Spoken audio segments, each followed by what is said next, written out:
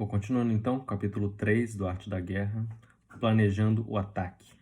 Disse Mestre Sun, eis a arte da guerra. É melhor manter intacto o próprio Estado.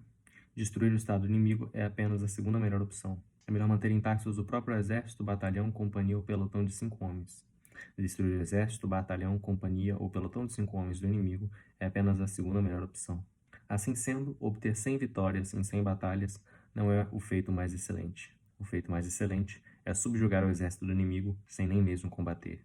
Então, isso, de certa forma, é um desdobramento de tudo que foi afirmado no capítulo anterior. Como a guerra tem um custo alto, o melhor tipo de procedimento a se adotar é você se apropriar das forças do inimigo. Então, isso daqui, de certa forma, vai um pouco nessa lógica. Ao invés de destruir o país do inimigo, melhor você se apropriar dele. Ao invés de destruir o exército, o batalhão, as tropas dele, é melhor você mantê-las intactas para você se apropriar delas. Dentro dessa lógica, ele continua. Portanto, a melhor política militar é atacar estratégias. Em seguida, é atacar alianças. Em seguida, é atacar soldados. E o pior é assaltar cidades muradas. Por que isso? Porque se você está atacando estratégias, você consegue preservar os soldados e as cidades. Se você ataca alianças, a mesma coisa.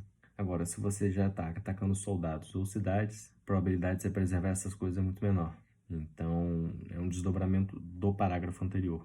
E aí ele continua. Recorra à investida contra cidades muradas apenas quando não houver outra alternativa. Construir bloqueios de sítios e carruagens fortificadas, reunir toda a equipagem militar e armas necessárias, levará 3 meses. E acumular os montes de terra contra os muros levará mais 1 mês, que é o procedimento que eles adotavam. Você ir colocando terra contra o muro da cidade para ir formando um monte que você possa subir sobre o muro.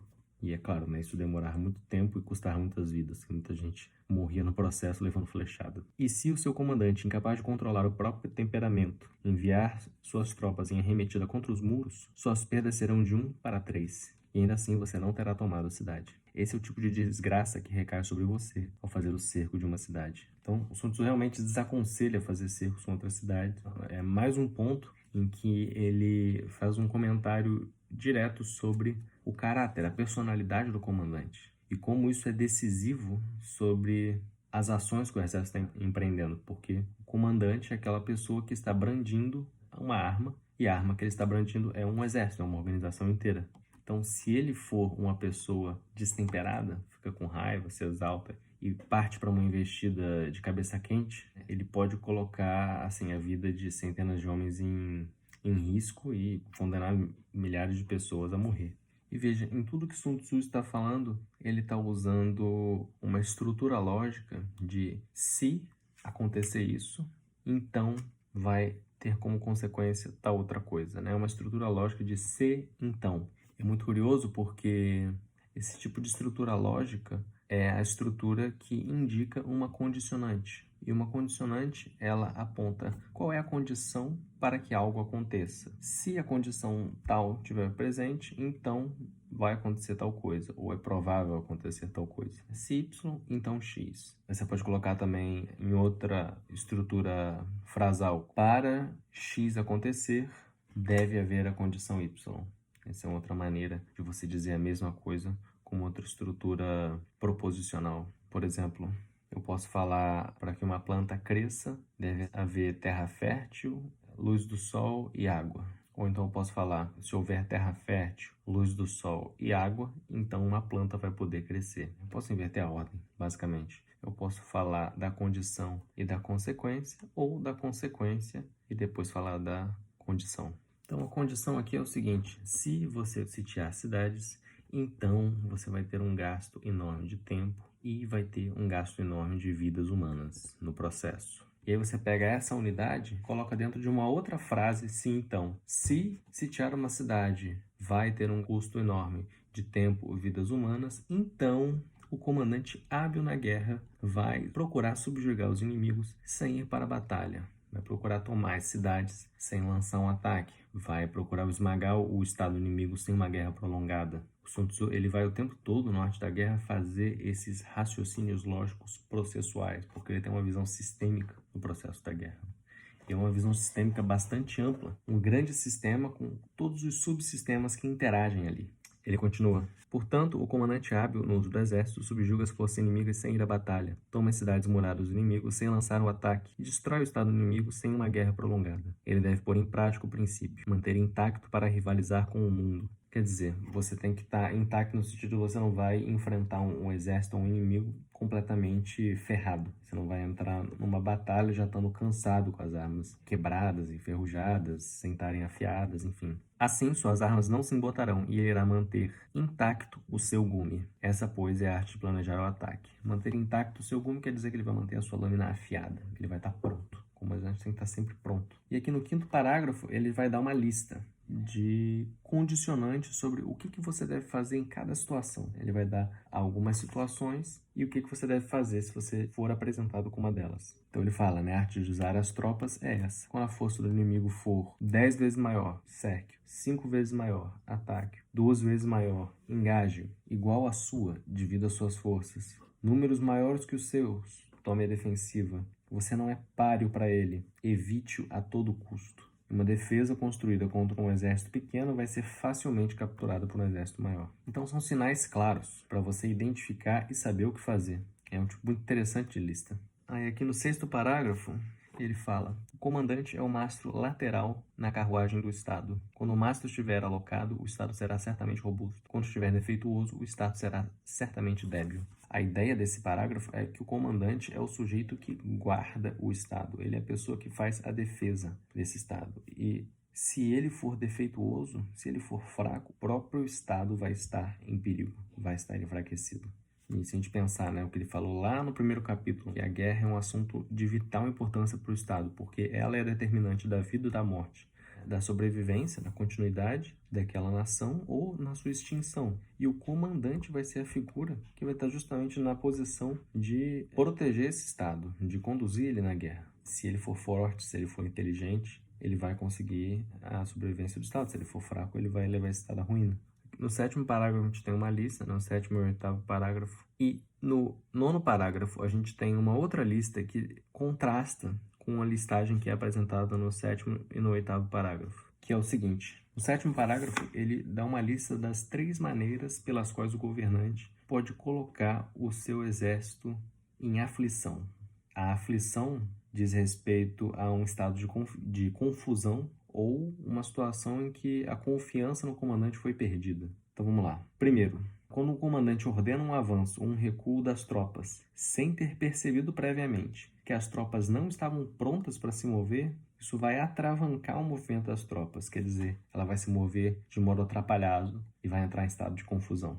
Segundo ponto, se o comandante não conhece algumas questões internas do exército, então interfere na sua administração, gerará confusão em meio aos soldados. É que nem, por exemplo, casos em que vai lá um sujeito é contratado por uma empresa, o sujeito tem competência para estar ali, e ele começa a fazer algumas mudanças na empresa sem conhecer as pessoas que estão sob o comando dele. Então ele pode colocar para trabalhar 2 pessoas juntas que têm algum tipo de incompatibilidade. Isso começar a gerar conflitos. Quer dizer, ele começou a interferir no funcionamento daquela organização sem entender as questões internas que estavam acontecendo ali. Isso gera confusão. Terceiro ponto, se o comandante não sabe o que está sendo exigido dos seus homens, então interfere nas suas atribuições. Isso fará com que percam a confiança dos seus homens. Então, veja, 2 situações em que o comandante interfere e gera confusão, e uma outra em que ele interfere e isso afeta a confiança que as pessoas têm nele, porque ele dá atribuições que são incompatíveis com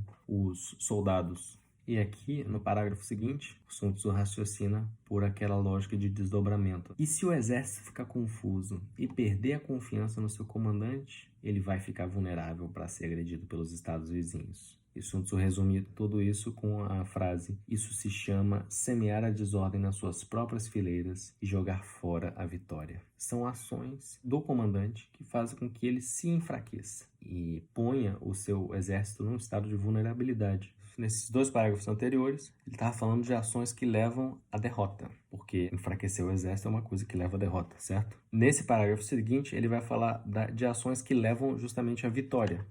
Ele fala, há 5 fatores para antecipar a vitória. E ele fala que esses 5 fatores constituem o tal da vitória. E o tal, usando a definição do Jean Chevalier, no Dicionário dos Símbolos, ele fala que o tal é o princípio que rege uma determinada esfera da realidade. É a lei que organiza um determinado campo, faz com que as coisas sejam o que elas são e funcionem do jeito que elas funcionam. Seria mais ou menos como se a gente falasse assim, o tal da física são as leis de Newton. E aqui ele dá 5 critérios que são o tal da vitória. O primeiro, o lado que sabe quando lutar e quando não lutar irá vencer. E nesse mesmo capítulo, ele já deu alguns critérios para você discernir quando lutar e quando não lutar. Quando ele fala lá atrás, ó, se o seu exército for 10 vezes maior, cerque. Se for 5 vezes maior, ataque. 2 vezes maior, engajo. São critérios para você discernir justamente isso. No primeiro capítulo, quando ele te dá aqueles 5 fatores para você avaliar as forças relativas de cada um dos contendores, ele também está te dando critérios para você saber se deve lutar ou se não deve lutar. E vão ter mais ao longo do livro. Por exemplo, vão ter critérios aí a respeito da leitura do terreno, a respeito da leitura da disposição do inimigo, que vão te dizer se você deve lutar em determinado lugar ou se deve confrontar o inimigo em determinado estado, disposição interna. Isso são todas coisas que vão ser acrescentadas aqui. E essa é uma lista bastante importante. Segundo critério, o lado que entende como lidar com superioridade e inferioridade numérica em despachar e movimentar as tropas obterá a vitória. Isso aqui tem a ver com o que a gente chama hoje, em estratégia, de guerra de manobra. E guerra de manobra é um conceito que aparece em contraste com o conceito de guerra de atrito. A guerra de atrito significa que dois exércitos se confrontam de maneira frontal. Eles têm forças mais ou menos equivalentes. E o atrito é a própria porradaria que rola no exército, a própria luta. Na guerra de atrito, a lógica é que uma força prevaleça sobre a outra por meio de uma quantidade maior de forças. E pelo atrito ela vai destruindo a outra. Claro, no atrito ela se destrói também. Mas como ela é maior, no final vai ter mais dela. Ela vai destruindo a força inimiga até que o inimigo se renda. E se ele não se render, você destrói eles até o fim. Isso é diferente da guerra de manobra, porque a guerra de manobra tem uma lógica de você atacar o modo como o exército está organizado. A ideia da guerra de manobra é atacá-lo não quantitativamente, mas qualitativamente. Então você vai desorganizar o sistema dele, você vai destruir pontos chaves da articulação, do funcionamento, da organização deles, e você vai rendê-lo. Às vezes você matar algumas figuras chaves num exército é mais do que suficiente para você neutralizar tudo. Se pensar na Segunda Guerra Mundial, né? Se você matasse o Hitler, o Himmler, o Goebbels, você estaria fazendo muito mais para neutralizar e destruir o exército nazista, a força nazista, do que você ficar matando soldados no campo de batalha. A lógica é essa. E isso tem a ver com guerra de manobra. Terceiro critério. O lado que tem superiores ou subordinados unidos no mesmo propósito obterá a vitória. Então isso tem a ver com a ideia da hierarquia do exército e dessa hierarquia funcionar de maneira eficiente. Tem um autor que escreveu bastante sobre isso, o nome dele é Eliot Jacques. Ele escreveu sobre os níveis hierárquicos em que o trabalho se organiza. Não só o trabalho no exército, mas também em qualquer organização. E o trabalho tem níveis crescentes de complexidade. No extrato mais baixo, você tem pessoas que executam determinada ação. Elas sabem que quando elas encontram a situação A, elas têm que fazer B. Bastante simples. No extrato acima, no extrato 2, você tem as pessoas que, além de executar o trabalho, elas são capazes de fazer diagnóstico das situações. Então elas sabem somar informações e ler uma situação como uma situação única, que vai receber uma resposta única e não padronizada. Esse é o extrato 2. Esse seria o extrato do sujeito que gerencia as pessoas que estão executando. Porque quem está executando não está pensando no diagnóstico, vai encontrar situações que não se encaixam no script de respostas padronizadas dele. No extrato 3, você tem um sujeito que percebe como funciona aquele sistema dentro do qual ele está operando. Então pode ser o sistema das operações táticas, por exemplo. Mas você não vai ter só o sistema das operações táticas, você vai ter o sistema de suporte logístico. E você vai ter o sistema de comunicações, todos esses sistemas vão funcionando juntos. E quem é o sujeito que vai estar percebendo a coordenação entre todos esses sistemas? É o sujeito que está no extrato 4 e vai manter esse sistema funcionando. E quem vai ser o sujeito que vai pegar esse sistema todo funcionando e vai usar para lutar com outro sujeito que está usando um outro sistema também cheio de partes, bastante complexo, que está funcionando? É o sujeito do extrato 5. Que em tese é o comandante aqui. E veja, todos esses estratos têm que estar alinhados. Eles têm que estar funcionando de maneira coesa, porque se houver desníveis aí na hierarquia, se você botar um sujeito de extrato pequeno num posto de extrato alto, você vai ter problemas e vice-versa. Então você tem que saber também alocar as pessoas para os estratos certos. Quarto fator, O lado que ataca com um exército totalmente preparado contra um exército despreparado terá a vitória. Isso é uma coisa que ele vai reforçar ainda, que é a importância da surpresa, de você pegar o inimigo despreparado, atacá-lo onde ele não espera. Porque atacar num ponto em que o inimigo não está esperando um ataque, ele não tem defesa. O ataque, o golpe, entra de maneira devastadora. Pode ser o golpe definidor, né? Pode ser o golpe que vai destruir o inimigo. Você pegar, por exemplo, a invasão alemã na França na Segunda Guerra Mundial, foi exatamente isso. A França não esperava que a Alemanha fosse entrar pela floresta dos Ardennes, eu acho, o nome da floresta. O que se esperava é que eles atacassem justamente na parte onde havia uma barreira defendendo ali, na linha Maginot, mas eles entraram por um caminho que não estava protegido. E que os franceses achavam, eles entraram por uma floresta, eles acharam que eles não entrariam por ali porque os tanques não poderiam passar pela floresta. Mas eles construíram tanques capazes de atravessar a floresta e passaram. E esse fator de surpresa, veja, os alemães conquistaram a França em poucas semanas. E o fator surpresa, aliado também à velocidade com que os alemães se tornaram capazes de operar, foi decisivo ali para a vitória. E o quinto fator, o lado em que o comandante é capaz e o rei não interfere em seus assuntos, terá a vitória. Esse é um ponto sobre o qual o Sun Tzu é bastante enfático, de que o rei não deve interferir nos assuntos militares e nas decisões do comandante, porque ele vai interferir sem entender o cenário sobre o qual o comandante está operando, com todas as variáveis que ele tem em mente, com o entendimento de assuntos militares que o comandante tem, com a perspectiva da estratégia que o comandante está executando. Quer dizer, se ele for interferir sem ter uma visão do sistema completo, e ele vai interferir de alguma maneira que vai atrapalhar o andamento das coisas. Então, o Sun Tzu é muito enfático: olha, o rei, não interfira, fique de fora. E aí, ele encerra a listagem desses 5 fatores com: esses são o tal para conseguir a vitória. E aí tem um encerramento, que em chinês, se não me engano, ele aparece em verso, e é aquela frase famosa do Sun Tzu: quem conhece a si mesmo, seu inimigo, em 100 batalhas nunca estará em risco. Quem não conhece o inimigo, mas conhece a si mesmo, às vezes irá vencer e às vezes irá perder. Quem não conhece nem o inimigo nem a si mesmo, em todas as batalhas estará em risco. Então isso se conecta com o que a gente falou lá no primeiro capítulo: ter conhecimento sobre o adversário. Sun Tzu fala que a arte da guerra é a arte do engano. O seu adversário não saber qual é a sua posição real, qual é o seu estado real, a sua disposição, o tamanho das suas forças, tudo isso são coisas que te beneficiam. E isso tem a ver com conhecer o inimigo. Você conhecer como o exército do inimigo funciona, como é a sua estrutura hierárquica, quem são as pessoas que estão no comando, quais são os traços de personalidade do inimigo. Isso são coisas que você tem que saber. Porque se você conhece o traço de personalidade do seu inimigo, você sabe como ele reage e como ele age nas situações. Então fica mais fácil para você prever os movimentos dele e saber qual é o padrão de movimentação que ele vai ter. E você sabendo o padrão de movimentação, você sabe exatamente como se encaixar ali para enfraquecê-lo, destruí-lo, desmoralizá-lo. E você tem que conhecer também as suas próprias forças. A sua estrutura hierárquica é clara, a sua organização, você como comandante, é claro para você quais são as suas inclinações, o seu temperamento, como você reage em certas situações. A doutrina do seu exército é clara, as pessoas respeitam o regulamento. Onde que tem falhas na obediência do regulamento? Imagina uma situação em que você, comandante do exército, seu exército tem uma falha no regulamento, tem certos pontos ali que não são seguidos à risca. Você não sabe como é o funcionamento da organização militar do inimigo, mas seu inimigo conhece profundamente a organização dele e ele conhece a sua e sabe onde você tem uma falha. E sabe que você tem uma falha num ponto em que nem você sabe que você tem. Claro que você vai ser trucidado. Quem não conhece o inimigo, mas conhece a si mesmo, às vezes irá vencer, às vezes irá perder. E quem não conhece nem o inimigo nem a si mesmo, em todas as batalhas estará em risco. Até os próprios critérios pelos quais a gente fala conhecer a si mesmo são os critérios que ele já está colocando no livro. Os 5 critérios do primeiro capítulo: o tal, qual é o alinhamento da mentalidade do povo com a mentalidade do governante e do comandante militar, o proveito que você sabe tirar do clima e do terreno, o domínio que você tem do método militar, em termos de efetividade organizacional, cadeia de comando, estrutura de suporte logístico e comunicação. Se você conhece o sistema de comunicação interno do seu inimigo, você pode, por exemplo, na Segunda Guerra, os aliados decodificaram o sistema que os alemães usavam para enviar mensagens codificadas. Como eles conseguiram decodificar esse sistema? Eles pegavam todas as comunicações privadas dos alemães e sabiam antecipadamente tudo o que eles iam fazer. Isso é conhecer o inimigo.